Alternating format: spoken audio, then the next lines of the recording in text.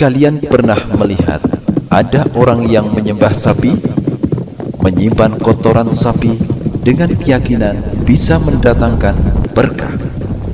Anak-anak, ternyata zaman dahulu ada suatu kaum yang pernah menyembah patung anak sapi. Siapakah mereka dan bagaimanakah hukuman buat mereka? Ayo, simaklah dalam kisah ini dengan judul Kisah Patung Sapi Bani Israel.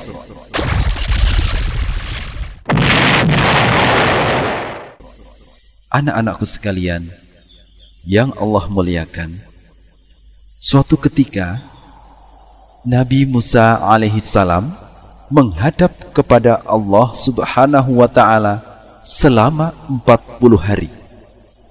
Sebenarnya Nabi Musa alaihissalam berjanji kepada kaumnya akan pergi selama 30 hari. Namun sampai 40 hari Nabi Musa alaihissalam belum juga pulang, sehingga kaumnya merasa gelisah. Selama Nabi Musa alaihissalam pergi, Nabi Harun menjadi wakilnya. Di antara Bani Israel ada seseorang yang bernama Samiri.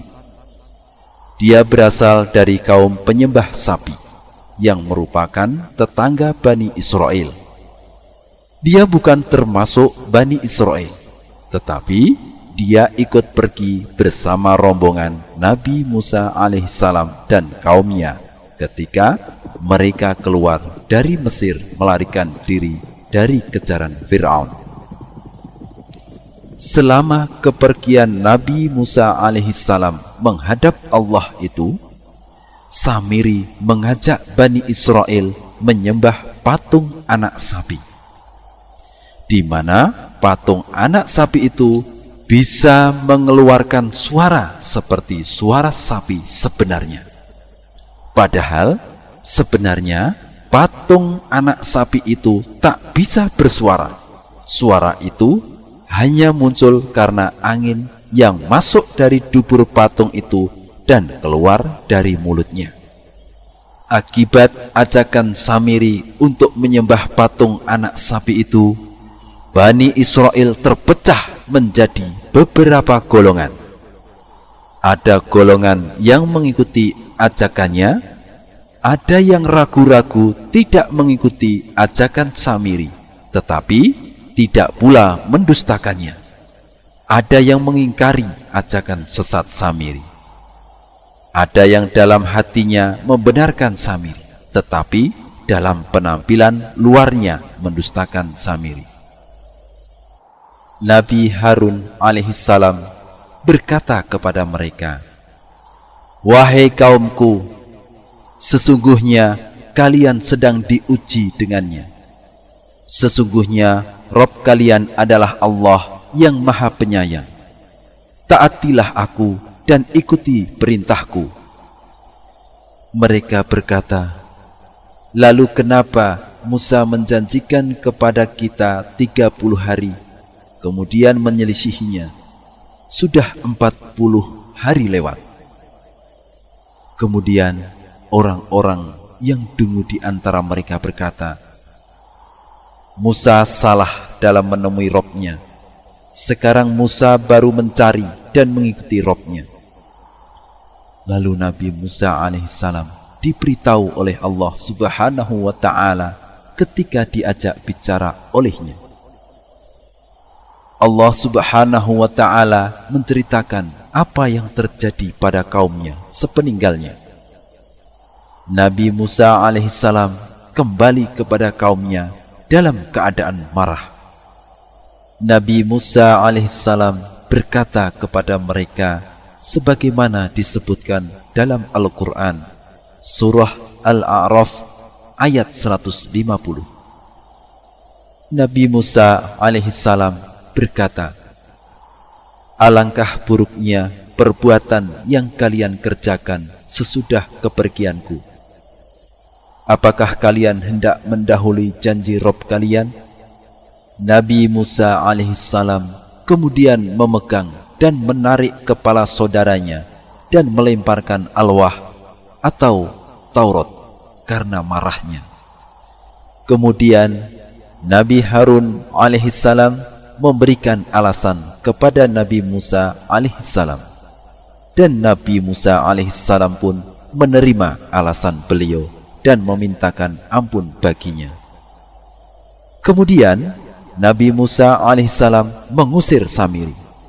Patung anak sapi itu kemudian dibakar dan dibuang dengan menghamburkannya ke dalam laut berupa abu yang berserakan. Maka terbuktilah bahwa patung itu bukanlah sesembahan yang benar, sehingga Bani Israel menjadi yakin bahwa itu adalah fitnah. Kemudian Nabi Musa alaihissalam pergi bersama 70 orang pilihan untuk memintakan taubat bagi mereka. Bumi pun bergoncang.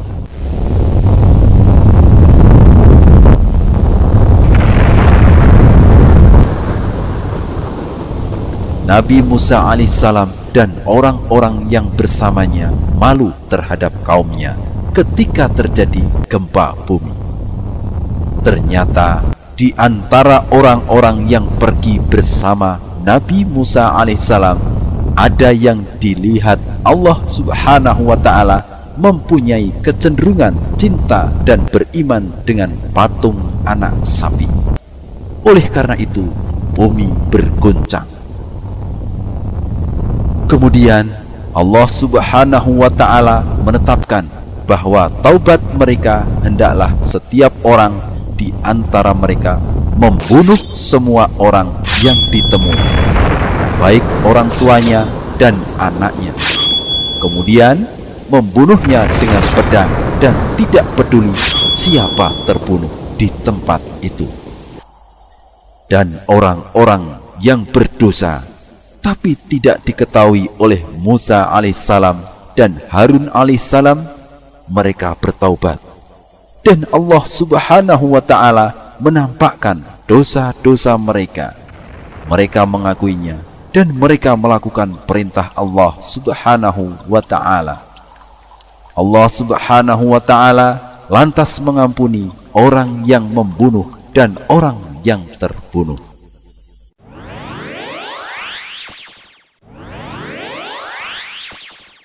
Adik-adikku sekalian yang dicintai oleh Allah subhanahu wa ta'ala, faedah yang berikutnya berasal dari kisah patung sapi Bani Israel. Faedah-faedah apa saja yang bisa kita ambil dari kisah patung sapi Bani Israel? Maka adik-adik dengarkan baik-baik. Faedah yang pertama, para nabi dan rasul itu memiliki banyak keutamaan dibandingkan manusia biasa. Kemudian faedah yang kedua, tidak ada sesembahan yang hak untuk disembah kecuali Allah subhanahu wa ta'ala. Ini adalah makna dari la ilaha illallah. Tidak ada sesembahan yang hak untuk disembah kecuali Allah subhanahu wa ta'ala. Berikutnya faedah yang ketiga dari kisah patung sapi Bani Israel.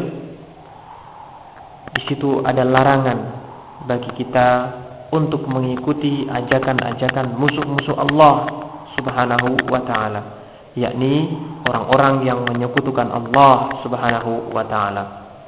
Di dalam kisah patung sapi Bani Israel, orang yang dilarang diikuti yakni Samiri. Samiri mengajak Bani Israel untuk menyembah patung sapi, maka tidak boleh diikuti. Kemudian faedah yang keempat dari kisah ini adalah kita tidak mudah tertipu dengan keajaiban-keajaiban, keanehan-keanehan yang datang dari musuh-musuh Allah subhanahu wa ta'ala, karena mereka hanya melakukan tipu daya. Mereka dibantu oleh syaitan-syaitan, oleh jin-jin untuk melakukan tipu daya. Jadi kita tidak usah tertipu dengan tipu daya mereka, tidak usah tertipu, karena itu hanya tipu daya.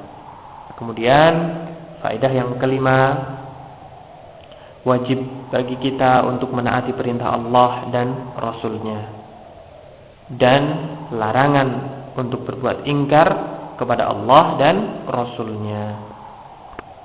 Yang berikutnya, faedah yang keenam, Allah Subhanahu wa ta'ala akan menghinakan sesembahan-sesembahan selain Allah dan para penyembahnya. Jadi sesembahan-sesembahan selain Allah seperti tadi patung sapi itu, patung sapi Samiri, dan juga para penyembahnya, penyembah patung sapi, maka Allah Subhanahu wa ta'ala akan menghinakan mereka serendah-rendahnya, sehina-hinanya di dunia dan di akhirat. Berikutnya, faedah yang ketujuh, wajib untuk bertaubat kepada Allah Subhanahu wa ta'ala ketika kita jatuh pada perbuatan dosa. Dan Allah Subhanahu wa ta'ala itu Maha Pengampun. Jadi kita tidak boleh berputus asa dari rahmat Allah Subhanahu wa ta'ala.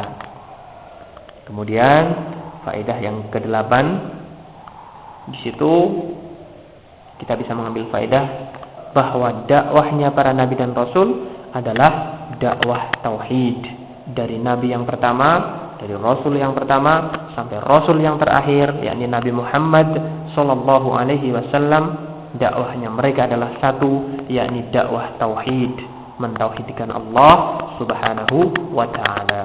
Itulah tadi adik-adikku sekalian beberapa pelajaran berharga yang bisa kita ambil, yang bisa kita petik dari kisah patung sapi Bani Israel.